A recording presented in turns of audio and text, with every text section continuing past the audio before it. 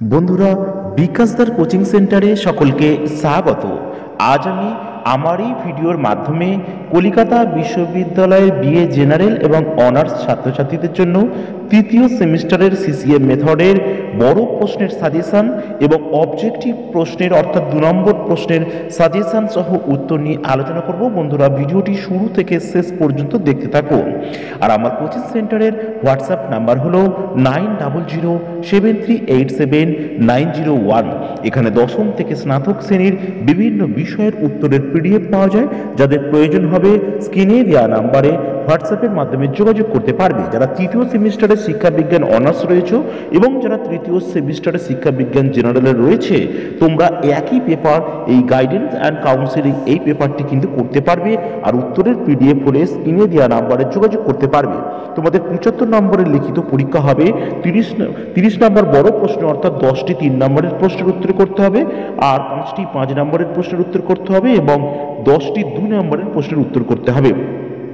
এই মোট তোমাদের 75 নম্বরের লিখিত পরীক্ষা। সেই 75 নম্বরের লিখিত পরীক্ষায় বড় প্রশ্ন অর্থাৎ 5 নম্বর এবং 10 নম্বরের প্রশ্নের সাজেশন আর অবজেক্টিভ প্রশ্ন যে 10টি পূর্বে 10 দুগুণে 20 তোমাদের করতে হবে, তার সম্পূর্ণ সাজেশন সহ উত্তর নিয়ে আলোচনা করব। নির্দেশনা কাকে বলে, ইহার বৈশিষ্ট্য ও গুরুত্ব লেখো। নির্দেশনার লক্ষ্য ও উদ্দেশ্য লেখো। ব্যক্তিগত নির্দেশনা কাকে বলে, ইহার সুবিধা অসুবিধা লেখো। দলগত নির্দেশনা কাকে বলে, ইহার সুবিধা ও অসুবিধাগুলি লেখো। ব্যক্তিগত ও দলগত নির্দেশনার সাদৃশ্য ও বৈসাদৃশ্যগুলি লেখো। মাধ্যমিক স্তরের নির্দেশনার গুরুত্ব বা প্রয়োজনীয়তা আলোচনা করো। শিক্ষামূলক নির্দেশনার লক্ষ্য ও উদ্দেশ্য লেখো। শিক্ষামূলক নির্দেশনা কাকে বলে, শিক্ষার বিভিন্ন স্তরে শিক্ষামূলক নির্দেশনার গুরুত্ব লেখো। শিক্ষামূলক নির্দেশনা শিক্ষকের ভূমিকা কি। বৃত্তিমূলক নির্দেশনা কাকে বলে, শিক্ষার বিভিন্ন স্তরে বৃত্তিমূলক নির্দেশনার গুরুত্ব লেখো। ব্যক্তিগত নির্দেশনা কাকে বলে, বয়ঃসন্ধিকালে ব্যক্তিগত নির্দেশনার গুরুত্ব লেখো। পরামর্শদান কাকে বলে, ইয়ার প্রকৃতি, বৈশিষ্ট্য এবং পরিধি এবং গুরুত্ব লেখো। প্রত্যক্ষ পরামর্শদান কাকে বলে, এর বৈশিষ্ট্য, সুবিধা ও অসুবিধাগুলি লেখো। পরোক্ষ পরামর্শদান কাকে বলে, এর বৈশিষ্ট্য, সুবিধা ও অসুবিধাগুলি লেখো। ঐচ্ছিক বা সমন্বয়ী পরামর্শদান কাকে বলে, এর বৈশিষ্ট্য, সুবিধা ও অসুবিধাগুলি লেখো। ব্যক্তিগত পরামর্শদান কাকে বলে, এর গুরুত্ব লেখো এবং দলগত পরামর্শদান কাকে বলে, এর গুরুত্ব লেখো। এই যে 17টি বড় প্রশ্ন দিলাম, এখান থেকেই কিন্তু 3টি 10 এবং 5টি 5 নম্বরের প্রশ্ন তোমরা কমন পেয়ে যাবে। এবারে আমরা চলে যাব অবজেক্টিভ প্রশ্ন। চলে এলাম অবজেক্টিভ প্রশ্নে। প্রথম নির্দেশনার প্রথম অধ্যায়ের নির্দেশনা কাকে বলে, নির্দেশনার দুটি লক্ষ্য লেখো। নির্দেশনার দুটি উদ্দেশ্য লেখো। প্রাথমিক শিক্ষায় নির্দেশনার দুটি উদ্দেশ্য লেখো। মাধ্যমিক শিক্ষায় নির্দেশনার দুটি উদ্দেশ্য লেখো। উচ্চ মাধ্যমিক শিক্ষায় নির্দেশনার দুটি উদ্দেশ্য লেখো। নির্দেশনার দুটি বৈশিষ্ট্য লেখো। নির্দেশনার দুটি সামাজিক কাজ লেখো। নির্দেশনার দুটি মানসিক কাজ লেখো এবং নির্দেশনার দুটি প্রকৃতি লেখো। নির্দেশনার দুটি পরিধি লেখো। নির্দেশনার দুটি নীতি লেখো। নির্দেশনার দুটি গুরুত্ব লেখো। নির্দেশনার দুটি প্রয়োজনীয়তা লেখো। নির্দেশনা ও উপদেশের দুটি পার্থক্য লেখো। নির্দেশনার দুটি ক্ষেত্র লেখো। ব্যক্তিগত নির্দেশনা কাকে বলে, ব্যক্তিগত নির্দেশনার দুটি উদ্দেশ্য লেখো। ব্যক্তিগত নির্দেশনার দুটি বৈশিষ্ট্য লেখো। ব্যক্তিগত নির্দেশনার দুটি স্তর লেখো। ব্যক্তিগত নির্দেশনার দুটি কাজ লেখো। ব্যক্তিগত নির্দেশনার দুটি সুবিধা লেখো। ব্যক্তিগত নির্দেশনার দুটি অসুবিধা লেখো। দলগত নির্দেশনা কাকে বলে, দলগত নির্দেশনার দুটি উদ্দেশ্য লেখো। দলগত নির্দেশনার দুটি বৈশিষ্ট্য লেখো। দলগত নির্দেশনার দুটি স্তর লেখো।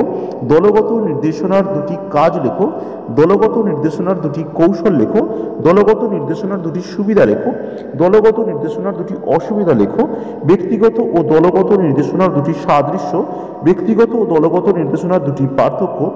মাধ্যমিক স্তরে নির্দেশনার দুটি প্রয়োজনীয়তা। উচ্চ মাধ্যমিক স্তরে নির্দেশনার দুটি প্রয়োজনীয়তা। চলে যাব দ্বিতীয় অধ্যায়ে। শিক্ষামূলক নির্দেশনা কাকে বলে, শিক্ষামূলক নির্দেশনার দুটি লক্ষ্য। শিক্ষামূলক নির্দেশনার দুটি উদ্দেশ্য। শিক্ষামূলক নির্দেশনার দুটি নীতি। শিক্ষামূলক নির্দেশনার দুটি প্রকৃতি। শিক্ষামূলক নির্দেশনার দুটি পরিধি। শিক্ষামূলক নির্দেশনার দুটি গুরুত্ব। প্রাথমিক স্তরে শিক্ষামূলক নির্দেশনার দুটি কাজ। মাধ্যমিক স্তরে শিক্ষামূলক নির্দেশনার দুটি কাজ। উচ্চ মাধ্যমিক স্তরে শিক্ষামূলক নির্দেশনার দুটি কাজ। শিক্ষামূলক নির্দেশনার শিক্ষকের দুটি ভূমিকা। বৃত্তিমূলক নির্দেশনা কাকে বলে, বৃত্তিমূলক নির্দেশনার দুটি লক্ষ্য। বৃত্তিমূলক নির্দেশনার দুটি উদ্দেশ্য। বৃত্তিমূলক নির্দেশনার দুটি নীতি। বৃত্তিমূলক নির্দেশনার দুটি প্রকৃতি।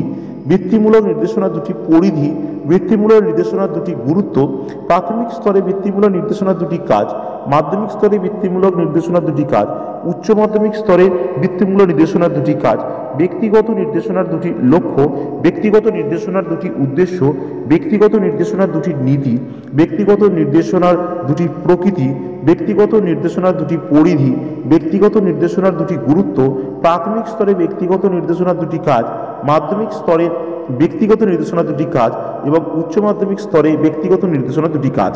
চলে যাব তৃতীয় অধ্যায়ের অবজেক্টিভ প্রশ্ন। পরামর্শদান কাকে বলে?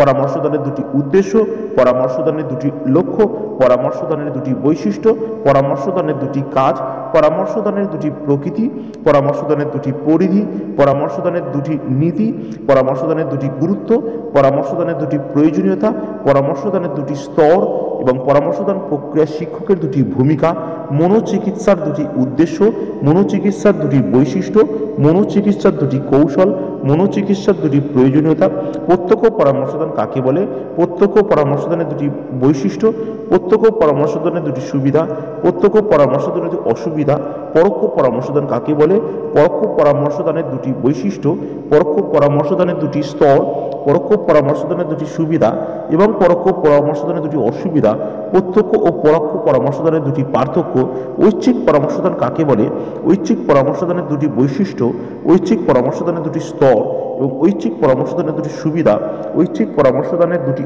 অসুবিধা, ব্যক্তিগত পরামর্শদান কাকে বলে, ব্যক্তিগত পরামর্শদানের দুটি বৈশিষ্ট্য উদ্দেশ্য লেখো, দুটি বৈশিষ্ট্য লেখো, দুটি গুরুত্ব লেখো, ব্যক্তিগত পরামর্শদানের দুটি সুবিধা এবং দুটি অসুবিধা, দলগত পরামর্শদান কাকে বলে, দলগত পরামর্শদানের উদ্দেশ্য, দলগত পরামর্শদানের বৈশিষ্ট্য, দলগত পরামর্শদানের দুটি গুরুত্ব, দলগত পরামর্শদানের দুটি অসুবিধা এবং দলগত ও ব্যক্তিগত পরামর্শদানের দুটি পার্থক্য।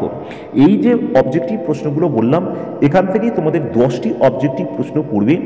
10 দুগুণে 20, তোমরা সমস্ত প্রশ্নই কমন পেয়ে যাবে। উত্তরের PDF এর প্রয়োজন হলে স্ক্রিনে দেওয়া নাম্বারে হোয়াটসঅ্যাপের মাধ্যমে যোগাযোগ করতে পারবে।